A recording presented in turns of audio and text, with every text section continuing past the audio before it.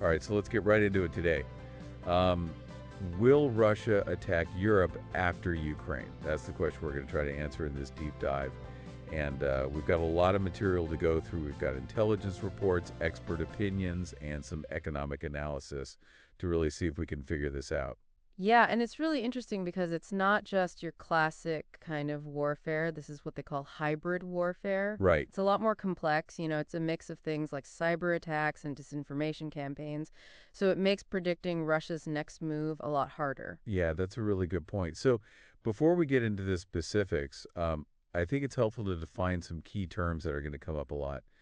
We're going to be talking about things like offensive, which in this case refers to like a military attack. Then there's deterrence, which is basically trying to prevent an action by making the consequences seem really scary. And then there's escalation, which means things are getting more intense. Yeah, those are all really important terms. And then on the economic side, we're going to be talking about things like sanctions, which are essentially penalties that are placed on a country. We're going to be looking at how sanctions are affecting Russia's economy. Right. Okay, so now that we've got our vocabulary down, let's look at some recent events. So let's start with kind of the elephant in the room, President Zelensky's warning at the Munich Security Conference. Right. He basically said that he believes Russia might use Belarus, just like they did before invading Ukraine, as like a springboard to attack a NATO country. And get this, he said this could happen as early as 2025. Wow. Yeah, it's a chilling prediction, and it's not just coming from Zelensky. Latvian intelligence, for example, has reported that Russia seems to be intentionally building up its military capacity for a possible conflict with NATO. And German intelligence officials have kind of echoed these concerns, suggesting that Russia could be capable of launching an attack on a NATO country by the end of the decade. So it's not just some theory out there. Multiple agencies are kind of raising a red flag. Exactly. And if that wasn't enough, Danish intelligence has painted an even, more ominous picture. Oh, no. Yeah, they suggest that depending on how and when the war in Ukraine ends, Russia could be capable of launching a range of attacks in Europe, anything from a limited, local conflict to like a full-blown large-scale war. Okay, that's pretty unsettling. But here's the thing I don't get. Isn't Russia already struggling in Ukraine? Like their army is exhausted, their economy is a disaster, Right. the ruble's worth less than a penny at this point, and they're facing this demographic crisis. Right. Like, wouldn't launching another war just make things even worse? Yeah, on the surface, it does seem improbable. Right. But there are a few really crucial factors that analysts are thinking about. For one, imagine a peace deal in Ukraine that really favors Russia. You mean like Putin gets what he wants and kind of claims victory? Precisely. And with the current U.S. administration's, willingness to negotiate with Putin, this isn't totally out of the realm of possibility. A deal like that one that lets Russia rebuild its economy and, kind of save face could actually embolden them to set their sights on another target. So a peace deal could actually make things even more dangerous. Yeah. That's a scary thought. It's a paradoxical possibility, for sure, and we can't ignore the fact that Russia is already engaging in this escalating hybrid warfare campaign across Europe.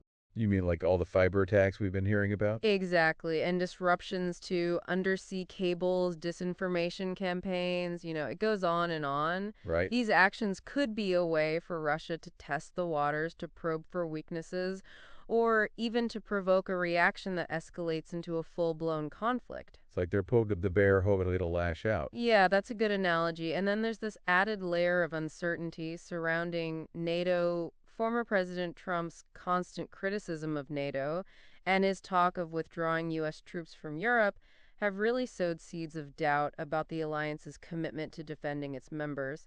This lack of clarity could embolden Russia to push the boundaries and test NATO's resolve, potentially leading to a much larger confrontation. Okay, so this is all starting to seem pretty bleak. It's like we're walking this tightrope between trying to de-escalate the situation in Ukraine and potentially causing a wider conflict. Yeah, it's a really delicate balance to be sure, and to understand this complex situation, it helps to understand some of the language that's being used. You mean like learning to speak geopolitics? I'm all ears. Well, for instance, you'll often hear phrases like, under the guise of, for example, Russia might send troops to Belarus under the guise of military exercises. This idiom implies that there's more to the story, that the real intentions might be hidden. It's like they're trying to pull a fast one, using this seemingly innocent explanation to cover up something more sinister. Exactly. Or let's take the phrase carry out. You'll hear experts warn about Russia carrying out attacks on NATO countries.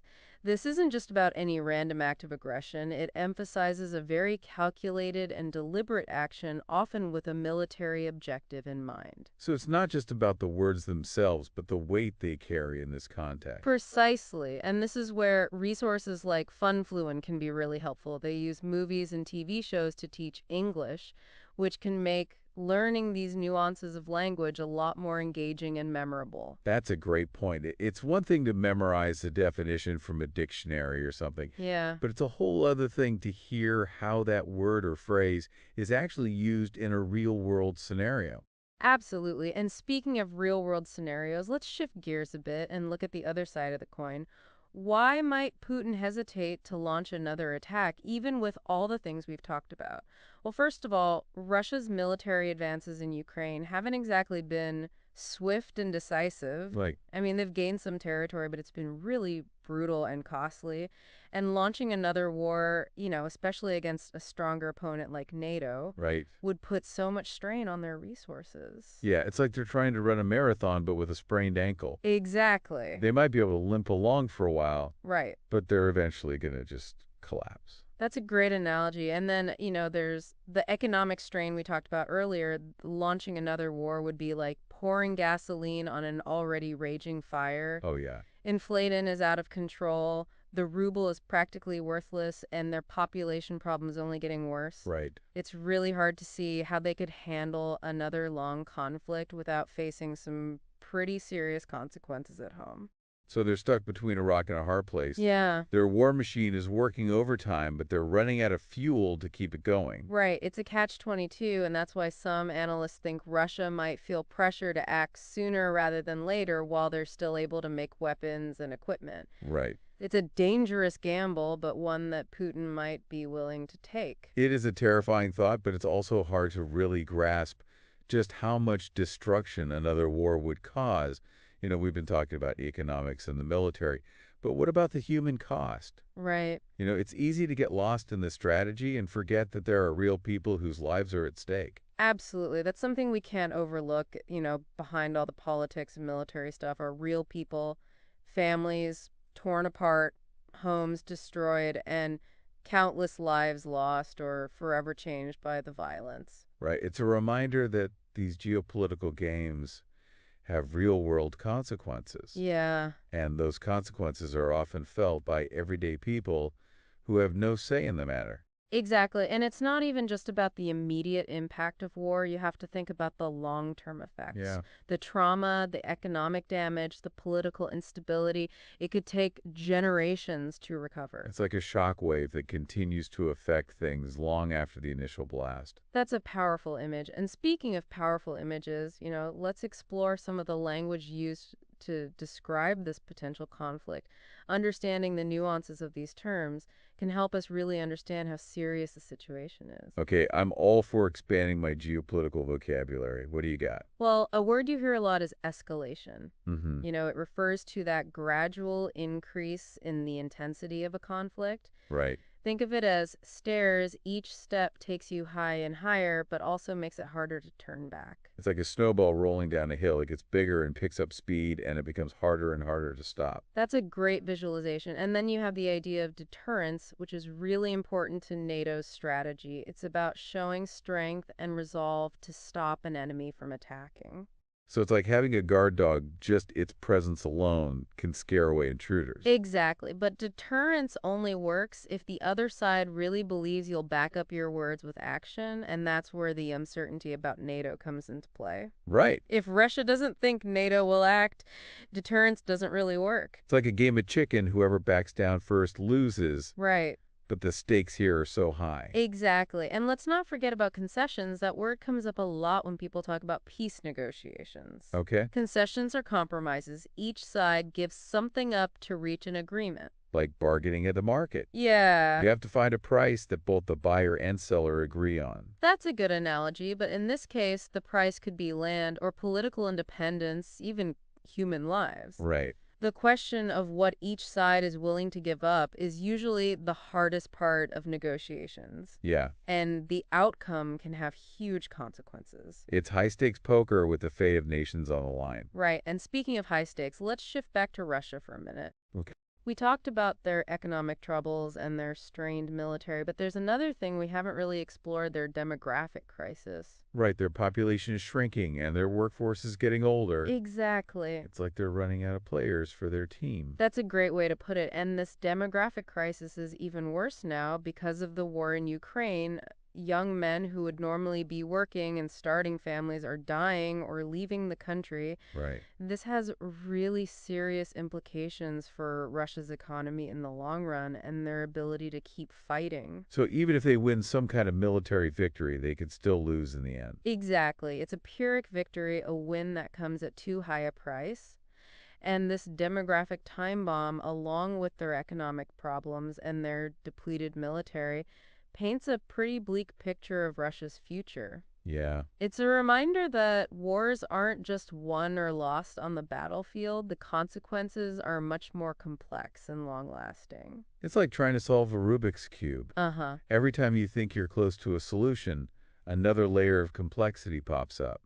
That's perfect. It shows how we need to approach this issue with humility and nuance and be open to different perspectives. We can't oversimplify things or jump to conclusions. Right, we need to avoid black and white thinking and accept that there are a lot of gray areas that make this situation so difficult. Absolutely. And we need to be aware of our own biases and how they might affect how we see things. It's like looking through tinted glasses. We have to be Yeah. aware of the color they're adding to our vision. Exactly. And that's why it's important to look at different viewpoints and be willing to challenge our own assumption. Like eating a balanced diet, we need different nutrients to stay healthy, and we need different perspectives to stay informed. That's a great analogy. It shows how important it is to get information from many sources and talk to people who have different views. Right, it's not about winning an argument, it's about learning more and challenging what we think we know. Precisely. And that's really what this deep dive is all about: encouraging critical thinking, promoting discussion,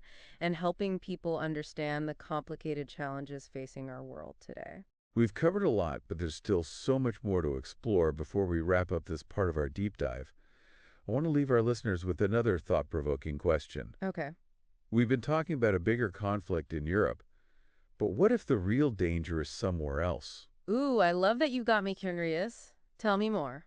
So while everyone's focused on Ukraine and NATO, there might be other global hotspots that are kind of simmering, ready to erupt into big crises that could pull in major world powers. Yeah, I see what you mean. It's like we're so busy putting out one fire that we don't see the embers smoldering somewhere else. Exactly. While we're all worried about this one potential conflict, other threats could be popping up without us noticing, and those could be just as dangerous, maybe even more so. Right. It's like playing whack-a-mole. You knock one down and another one pops up somewhere else. Yeah, exactly. And it reminds us that we need to be paying attention to all sorts of potential problems, not just the ones that are all over the news right now. So besides Europe, where else should we be looking? So one place is the South China Sea that's a real powder keg just waiting for a spark. Right. China is getting more and more assertive about those disputed islands and waterways, and that's making people worry about a possible conflict with their neighbors and even countries like the U.S. The South China Sea is so complicated. Everyone wants something there. Right. And it seems like any little mistake could escalate things really quickly. And then there's all the instability in the Middle East. Yeah, that region just can't seem to find any lasting peace. It's like a tangled mess of alliances and enemies, and then you add in all the historical baggage and religious tensions, and it's a recipe for disaster. Yeah, the Syrian civil war, the conflict in Yemen, the situation in Iraq, it's like Any one of those could blow up and pull in other countries. And we can't forget about climate change, Right. which just makes everything worse as resources become more scarce and natural disasters displace people. We're going to see more competition and conflict over things like land and water.